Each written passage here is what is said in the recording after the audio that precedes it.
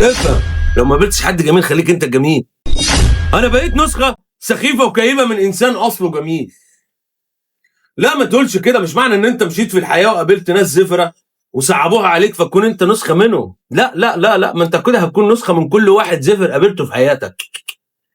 لو انت ماشي في الحياه عشان انت تقابل ناس جميله، فلو ما لقيتش ناس جميله خليك انت الجميل.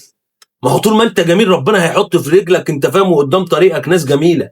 كنت انت بني ادم مش سالك وبني ادم زفر، ربنا يحط الناس الزفره فيك. افهم، لو ما قابلتش حد جميل خليك انت الجميل. لو ما لقيتش حد انت فاهم ازاي، ما تكونش واحد من الناس اللي صعبوها عليك، مش عشان لقيت حد صعبها عليك صعبها انت على اللي لا لا لا. خليك بني ادم سالك كده وعندك سلام نفسي وبني ادم جميل عشان ربنا يرزقك بالناس الجميله. اما انت لو بني ادم زفر ربنا يرزقك بالناس الزفره، ربنا يرزقك بالناس الوسخه. فاهم خلاص خلاص خلاص يا عم، خليك بني ادم جميل عشان ربنا يرزقك.